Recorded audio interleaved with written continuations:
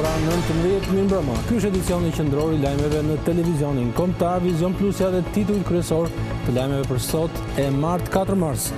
58 nxënës dhe 2 mësues elmohen në Fier gjatë orëve të mësimit dhe dërgohen me urgjencë në spital. Dyshohet se në klasë u tym i rrezikshëm. Shqipëria befazon organizatën botërore të shëndetësisë mbyll të gjitha shkollat. Pas 2 vjet hetimesh, SPAK merr të pandehura drejtit Llallën, ish prokurori i përgjithshëm akuzohet vetëm për mos deklarim të parave duke kaluar kufirin.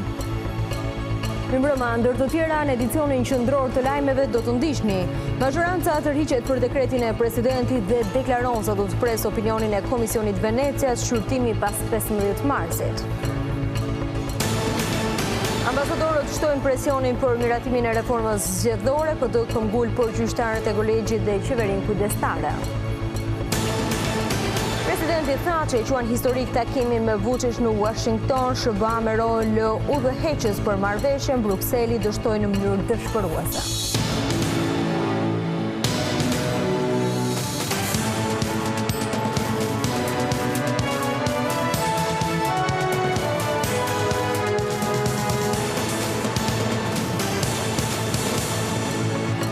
Përshëndetje, një ngjarje e rëndë ka trondituar sot qytetin e Fierit, ku 58 nxënës dhe 2 mësues përfunduan të helmuar në spital.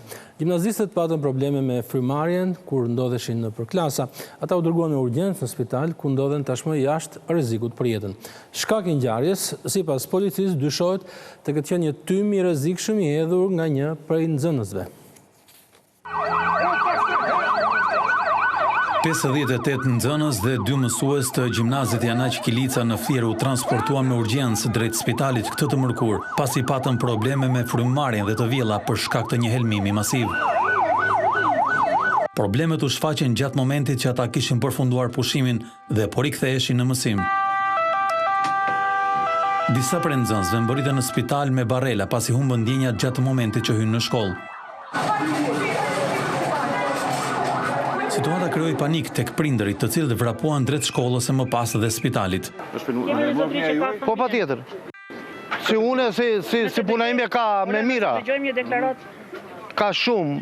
Unë po vi që larti, mojnë telefon, qupa jam smur. Tani është mirë, fal urgjencës aty dhe ndim në shpejt. Nuk kemi fare të sigurt, sepse është hera dytë që ndodh. Thonë që është hera drejt fare, që ka ndodhur edhe një herë më shpejt, por nuk e dim. Kështu që duhen marrë masa. Shkaki i helmimit sipas policisë dyshohet të jetë një spraj piperi që ishte hedhur nga një nxënës problematik në ambientet e brendshme të shkollës. Për nxënësit kjo situatë është e përsëritur. Ata akuzojnë bordin e shkollës se nuk ka marrë masa. Herën e parë atje ishte drejtoresha dhe nuk tha gjë, iku.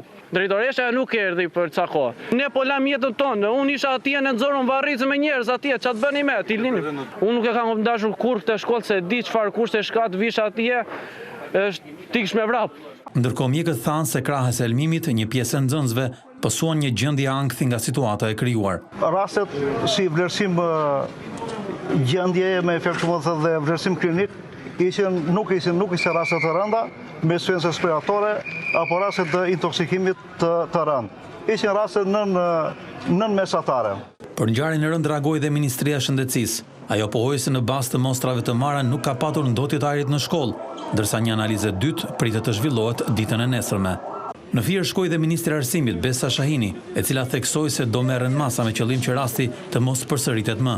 Kjo është e patolerueshme, do të thënë kjo po mrin, si më thënë, për masat e një krimi, kështu që do marrim masat e nevojshme. Policia dhe prokuroria kanë pa me shumë kujdes gjithë rastin, po i kanë marrë gjitha mostrat e nevojshme, do gjejnë edhe personat që kanë hedhur sprejin edhe kësaj radhe, sikur edhe herën e kaluar. Kemi oficelin e sigurisë në shkollë, po do i shtojmë edhe 2 të tjerë. Kamerat të gjitha, do të thënë, do të jenë aty, ka një pjesë të shkollës do jenë vendosur edhe të tjerat dhe do i marrim gjitha masat e nevojshme. Ndërkohë të gjithë nxënësit kanë lënë ambientet e spitalit pasi nuk shfaqen më tej komplikacione. Kjo është hera e dytë që në këtë shkollë helmohen nxënës. Pak ditë më parë, 7 prej tyre u dërguan me urgjencë në spital pasi shfaqen shqetësime gjatë orës së mësimit në laboratorin e kimisë. Shqipëria nuk ka asnjë të prekur nga koronavirusi që po merr jetë njerëzish në shumë vende. Drejtori i Organizatës Botërore të Shëndetësisë në Tiranë, Raul Gonzales, thotë se nuk dihet arsye se pse nuk ka të infektuar, por ai bën apel që qytetarët të besojnë vetëm institucionet dhe të mos përhapin panik. Kur në të gjitha vendet fqinje numri të prekurve nga virusi COVID-19 po shtohet ndjeshëm, Shqipëria nuk është prekur ende. Me sa duket, ky fakt ka befasuar edhe përfaqësuesin e Organizatës Botërore të Shëndetësisë në Tiranë, Raul Gonzales. Përse nuk ka asnjë rast në Shqipëri, akoma nuk e kemi mësuar. Është diçka e re për ne. Ju duhet të besoni tek institucionet dhe kapacitetet e ekspertëve të certifikuar. Ka shumë punë për të bërë. Unë sapo jam kthyer nga Spanja dhe atje ka raste me koronavirus, të cilët nuk kanë patur kontakt me askënd nga Italia apo vendet e prekura. Ndërsa ministri Augerta Manastirliu, gjatë mbledhjes së task force-s deklaroi se deri më tani janë analizuar 42 raste si të dyshuara me koronavirus, por që rezultuan negative.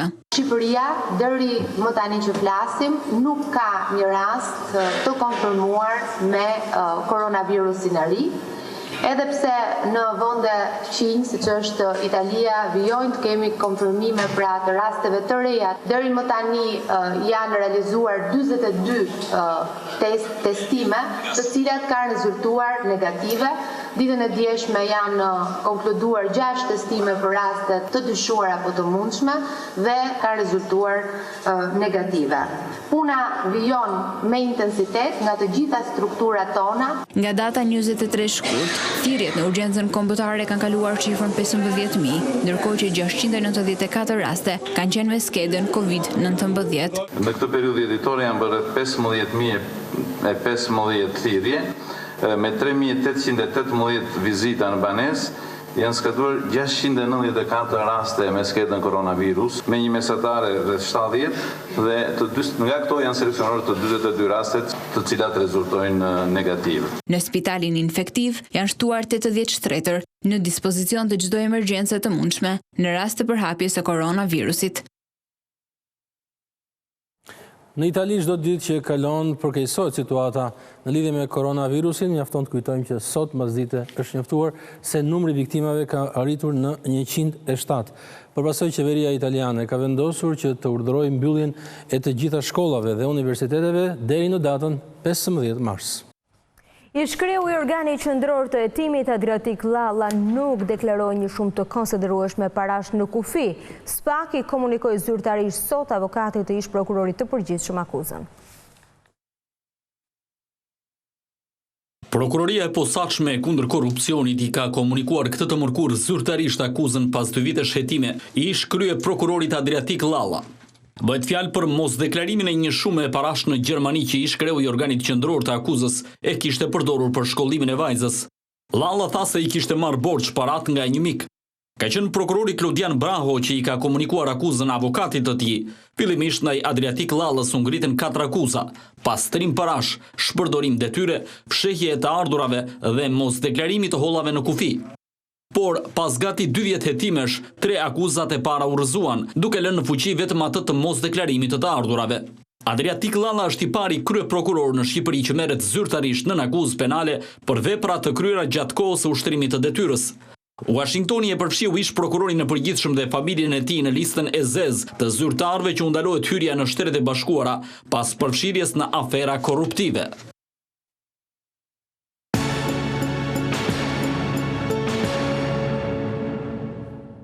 Nëse duket, socialistët do të marrin opinionin e Komisionit të Venecias përpara se të votojnë pro ose kundër dekretit të presidentit për ligjin e gjykatës kushtetuese. Kreu i grupit parlamentar të shumicës Taulant Balla siguroi se shqyrtimi do të zgjasë përtej 15 marsit, datë e vendosur si ultimatum nga presidenti Meta për reflektim. Mazhoranca do të presë opinionin e Komisionit të Venecias përpara se të vendosë për dekretin e presidentit Ilir Meta që ktheu në kuvend ligjin për betimin e anëtarëve të gjykatës kushtetuese. Shqyrtimi i arsyetimeve të kreut të shtetit do të shkojë përtej 15 marsit, duke kapërcyer afatin e vendosur nga Meta për shpërndarje të parlamentit. Nga komunikimi që kemi me Komisionin e Venecias, raporti paraprak do të jetë gati brenda kësaj jave dhe më pas brenda Sultan Nevruzit, do të kemi mundësinë që të kemi edhe raportin përfundimtar të Komisionit Venecias. Të marri kohën e nevojshme për ta shqyrtuar atë dhe besoj që në seancën e datës 19, në seancën tjetër pasardhëse ai të jetë gati. Kryetari i grupit të socialistëve i kërkoi Ilir Metës që t'i qëndrojë larg parlamentit, pasi ai është institucioni që mund të shkarkojë atë dhe jo e kundërta. Presidenti i Republikës në gjuhë popullore i vjen anash kuvendit, në kuptimin e së drejtës kushtetuese për të shkarkuar apo për të shpërndar kuvendin. Pra, presidenti i Republikës duhet kuptoj qartë që është një person në hetim nga kuvendi i Shqipërisë për sa i përket shkeljeve të njëpasnjëshme kushtetuese. Duke i referuar manifestimit të 2 marsit, Balla foli për një ligj për presidentin. Jemi të vonuar, madje shumë të vonuar, për të rregulluar funksionalitetin, organizimin edhe të institucionit President Republikës, cilit parashikoi dhe rastet kur Presidenti i Republikës merr foltoren dhe përdor atë për një gardë brendshme me opozitën. Nuk mungoi reagimi zëdhënësit e Ilir Metës, sipas tij Taulan Ballës i duket vetja i fortë nga qëri me çuna problematik, por është mirë që ai t'i lutet Zotit që mos i kthehet i gjithë populli në problematik. Presidenti i Republikës Ilir Meta paralajmëron se manifestimet në mbrojtje të kushtetutës do të zhvendosen në sheshlet e të gjitha qyteteve të vendit. Në postimin në rrjetin e tij social, kryeushteti thotë se ai nuk do të ndalet deri në rivendosjen e vullnetit të sovranit në çdo institucion. Qeveria në Vizion Meta duhet të ketë frikë nga populli dhe jo e kundërta.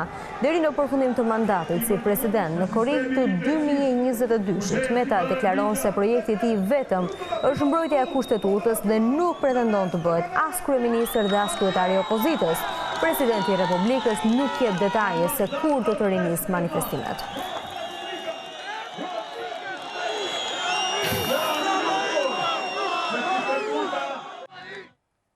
Opozita e përshëndeti vendimin e presidentit Meta për kthimin në kuvend të ligjit për gjykatën kushtetuese. Sipas Partisë Demokratike, akti i kreut të shtetit parandalon një goditje të rëndë të kushtetues nga Rama. Ky ligj që privatizon gjykatën kushtetuese nga Edi Rama është kthyer nga presidenti i Republikës, i cili ka bërë aktin e duhur në mbrojtje të kushtetues së vendit. Partia Demokratike e mbështet kthimin e këtij ligji që i jep Edi Ramës kontrollin total të shtetit dhe shënon rënien e demokracisë dhe të shtetit ligjor. Akti i presidentit parandalon një goditje të rëndë kundër kushtetutës, pasi neni 129 i saj sankcionon në mënyrë të qartë dhe urdhëruese. Gjyqtari i gjykatës kushtetuese fillon nga detyra vetëm pasi bën betimin para presidentit të Republikës. Në manifestimin e thirrur nga presidenti 2 ditë më parë, demokratët u duk sikur nuk u mobilizuan veçanërisht. Vëzhguesit e lidhin këtë me mënyrën se si Partia Demokratike u dërgoi mesazh mbështetësve të vet që të merrnin pjesë si qytetar që nuk pajtohen me shkeljen e kushtetutës. Megjithatë nuk mund të mohohet se një pjesë e mira manifestuesve ishin në fakt elektorat i Partisë Demokratike. Si do të sillet Partia Demokratike ndaj aksionit politik që ka ndërmend të zhvillojë më tej presidenti Meta. Në studion e lajmeve i ftuar është nënkryetari i Partisë Demokratike, zoti Edmund Spami, mbrojmë mirë se erdhët. Si do t'i përgjigjesh atyre që shkruajnë dhe komentojnë këtë ditë se Partia Demokratike vërtet mori pjesë në manifestim, por pa ndonjë entuziazëm për nismën e presidentit? Çfarë përgjigje do jepni? Ne i kemi mbështetur prej kohësh, jo ditët e fundit, lëvizjet e presidentit për të në mbështetje të kushtetutës,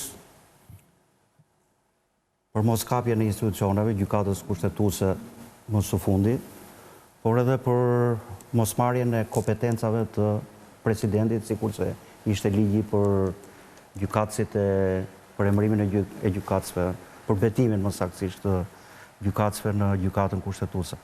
Po kështu ju bëm thirrje të gjithë mbështetësve tonë, antarëve dhe simpatizantëve, disa herë nga gjithë nivelet e drejtimit të Partisë Demokratike, që të marrin pjesë në protest, pasi të gjitha këto janë çështje dhe shqetësime edhe të opozitës, saktësisht. Duhet marrim konsiderat që kjo ishte një lëvizje qytetare në radhë të parë, dhe më shumë se sa çështje organizimi, ishte çështje ndërgjegjësimi.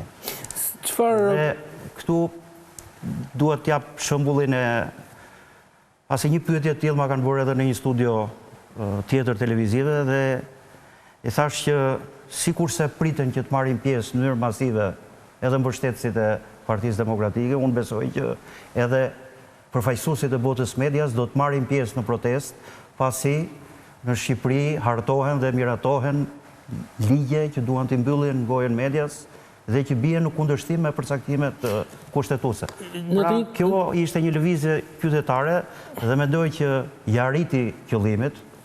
Po thuhet në të njëjtin rafsh, po e bëj pyetjen përsëri se opozita tashmë e ka një lider të ri dhe ky është Ilir Meta. A mund të jetë xheloze e Partia Demokratike? Presidenti vete ka qartësuar që as synon të krijojë parti politike, as të bëhet lider i opozitës, por deri në vitin 2022 kur ka mandatin do të vazhdojë të shërbejë objektivit për të në rojet kushtetutës, për moskapjen e institucioneve, veçanërisht këtyre të fundit që kanë ngelur pa u ezauruar nga majoranca, siç është gjykata kushtetuese dhe presidenti. Zoti Spao, janë shtuar gjasat ditët e fundit. Këto më shumë i shikoj si interpretime për të bërë diversion tek opozita se sa pasqyrë reale e realitetit politik i Shqipërisë. Janë shtuar javën e fundit, zoti Spao, janë shtuar gjasat që edhe mund të hapen negociatat. Vlerësimi i Komisionit Evropian së fundi për Shqipërinë ishte një vlerësim pozitiv. Ja, është një vlerësim në fakt që është krejt i kundërt me atë që është pasqyra e opozitës për gjendjen e demokracisë dhe të zhvillimit të vendit.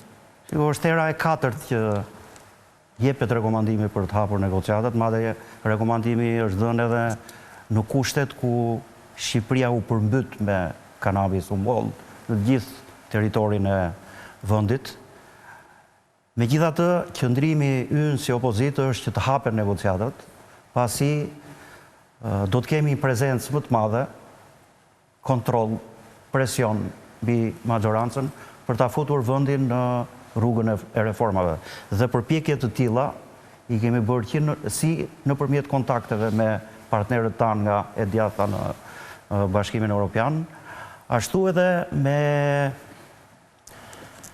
takime të tjera ose në pranimin e platformës që miratoi Bundestagu Gjerman për hapjen e negociatave dhe zgjidhjen e krizës politike. Ne kemi pranuar këtë platformë dhe po përpiqemi të japim kontributin ton për atë pjesë që na takon, ku dy çështjet e para, hartimi i kodit zgjedhor dhe zbatimi i tij, kërkojnë padyshim edhe kontributin e opozitës. Dhe ne po e bëjmë këtë. Zoti Spao, si ka ndërmend të sillet Partia Demokratike ndaj aksionit politik të presidentit Meta që nuk është sekrete, e ka shpallur që do të zbresë në sheshe? Shikon, ne nuk spekulojmë se ç'do të ndodhë pas datës 15. Për momentin, vëmendja jon është përqendruar tërësisht në hartimin dhe miratimin, në fakt për hartimin pasi miratimi nuk është përgjegjësia jon, në hartimin e reformës zgjedhore dhe më pas të kalojmë në çështjen tjetër që ka të bëjë me zbatimin e saj me zgjedhjet parakohshme. Ne kemi marrë një angazhim bazuar në dokumentin e Bundestagut Gjerman, po japim të gjitha kontributet për të mbyllur një orë më parë reforma zgjedhore dhe më pas të kalohet në zgjedhjet përgjithshme të parakohshme si e vetmja mënyrë për të zgjidhur krizën e thellë politike në cilën ka hyrë Shqipëria. Zoti Spao, faleminderit që ishit me ne në emisionin e lajmeve. Ecim tej. Ambasadorët kanë shtuar presionin mbi palët për miratimin me konsensus të reformës zgjedhore gjatë raportimit para diplomatëve PD ka këmbgulur në propozimin për pezullimin e vettingut për gjyqtarët e kolegjit. Opozita nuk ka hequr dorë as nga qeveria kujdestare që refuzohet nga majoranca. Kur kanë mbetur edhe 10 ditë nga fati për mbylljen e reformës zgjedhore, ambasadorët kanë nënvizuar rëndësinë e konsensusit për çështjen e vetme që ka bashkuar në një tryezë opozitën dhe majorancën. 4 përfaqësuesit politik, Damian Gjiknurio, Erdbil Bashi, Petrit Vasili e Rudina Hajdari, kanë raportuar para diplomatëve për eturinë e ndryshimeve ligjore për zgjedhjet. E mësohet se ambasadori amerikan Yuri Kim ka theksuar se nuk ka fitore 100% të palëve, por i rëndësishëm është qëndrimi në tavolinën e bisedimeve. Të njëjtin mesazh ka përcjellë për mediat edhe ambasadori i OSBE-s Borchardt. Ne ftuam shtetet pjesëmarrëse të OSBE-s dhe organizatat mike si Bashkimin Evropian, Këshillin e Evropës dhe Kombët e Bashkuara për t'u informuar më së miri për mendimet e partive të ndryshme të përfshira në reformën zgjedhore.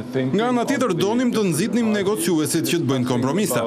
Një nga çështjet e diskutuara në takim ka qenë edhe propozimi i Partisë Demokratike për pezullimin e vettingut për gjyqtarët e kolegjit zgjedhor. Mësohet se ambasadori BE-s Orega ka bërë pyetje për këtë çështje dhe në lidhje me reformën në drejtësi e cila është pjesë e Kushtetutës së Shqipërisë.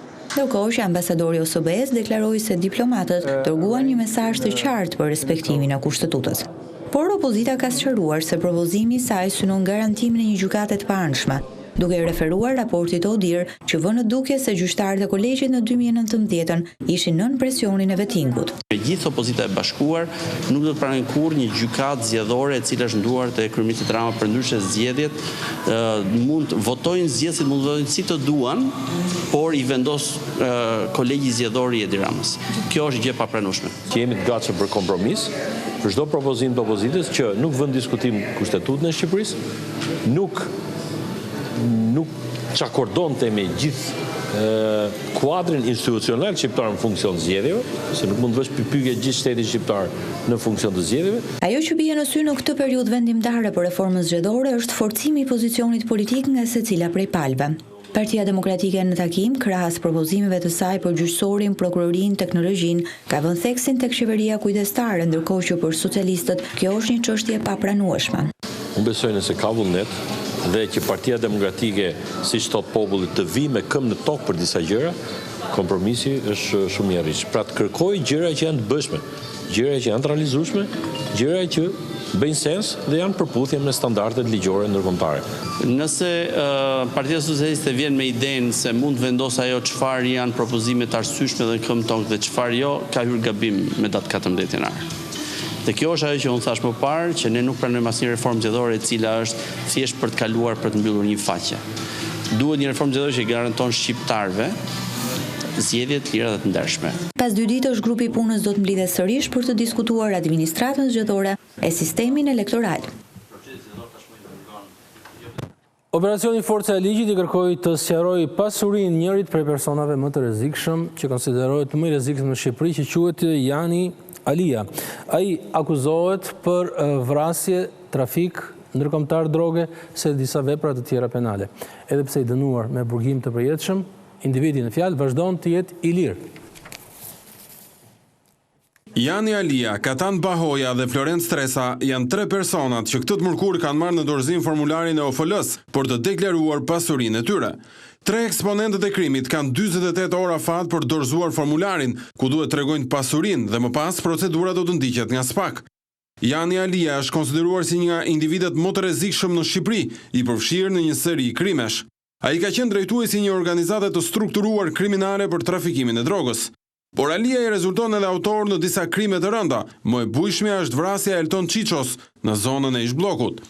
Edhe pse i dënuar me burg të përjetshëm, Alia nuk ka bërë asnjë ditë burg, pasi është ende në kërkim.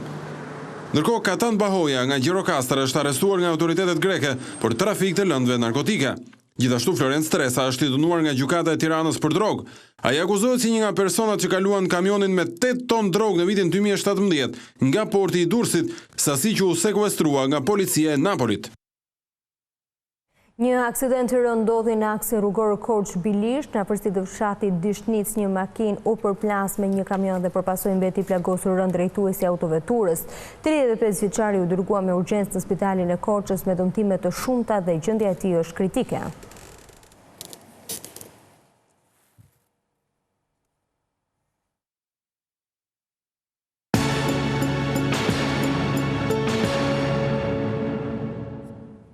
Një takim historik e quajti Hashim Thaçi, presidenti i Kosovës, takimi në Washington me homologun Aleksandar Vučić. Kreu i shtetit e Kosovës sqaroi se Shtetet e Bashkuara të Amerikës kanë marrë një rol udhëheqës dhe është shumë pranë marrëveshjes me Serbinë, por zoti Thaçi kritikoi ashpër edhe Bashkimin Evropian që sipas tij dështoi në mënyrë dëshpëruese. Presidenti i Kosovës, Hashim Thaçi, e konsideron takimin me homologun serb më datë 2 mars në shtëpinë e Bardhë si takimi shënon rikthimin e fuqishëm të Shteteve të Bashkuara të Amerikës në procesin e kërkimit apo mundësisë se arritjes së marrëveshjes përfundimtare në mes të Kosovës dhe Serbisë, ndërsa sot ne kemi një rol udhëheqës për Shtetet e Bashkuara të Amerikës. Pra, është një sukses historik. E dyta, takimi shënon gatishmëri për të vazhduar procesin pas një stagnimi për një viti e më tepër. E treta, takimi në Washington është i rëndësishëm sepse e lehtëson apo mund të bëjë më të afërt arritjen e marrëveshjes. Presidenti tha që ndër të tjera akuzoi Brukselin për politikën e dështuar që ka treguar ndaj Kosovës, duke mos bërë asnjë hap për njohjen e saj dhe as për liberalizimin e vizave. Nuk shihet as në horizont ndonjë shpresë që Bashkimi Evropian t'i bindë këto vende për ta njohur pavarësinë e Kosovës, e lërë më për ta bindur Serbinë për ta njohur Kosovën. Do të gjasat janë zero. Ashtu siç kemi vepruar Uniket Bashkuar në Rambuje, ashtu siç kemi vepruar Uniket Bashkuar në Vjen, dhe në të dy këto procese kemi dalur fitues. Unë kam besim se edhe sot jemi në pozitë të njëjtë. Jemi bindur se Uniket Bashkuar do të dalim paqebarë. Kreu i shtetit qartësoi se mbetet i hapur për të bashkëpunuar me të gjitha palët politike dhe theksoi se është tejet i rëndësishëm uniteti dhe bashkërindimi i qëndrimeve. Ndërsa presidenti Hashim Thaçi akuzon Bashkimin Evropian për mungesë lidershipin ndaj Kosovës, kryeministri Albin Kurti kërkon Brukselit që të thellohet bashkëpunimi mes palëve. Në një letër drejtuar shefit të politikës së jashtme të BE-s, Kurti shkruan se qeveria e tij është zëtuar ndaj procesit të dialogut si e vetmja mënyrë për arritjen e marrëveshjes. Negociatat duhet të vazhdojnë, ato duhet të jenë të përgatitura mirë dhe të bazuara në parime.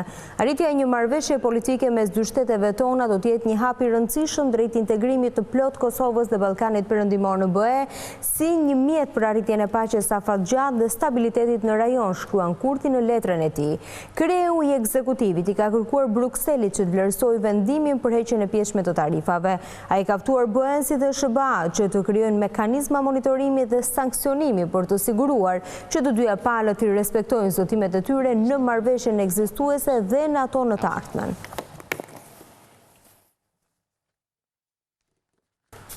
Përfunduam këtu edicionin qendror të lajmeve në Vizion Plus. Mos harroni që mbas pak vjen Goni me Jeffrin në emisionin e përditshëm Fake Off.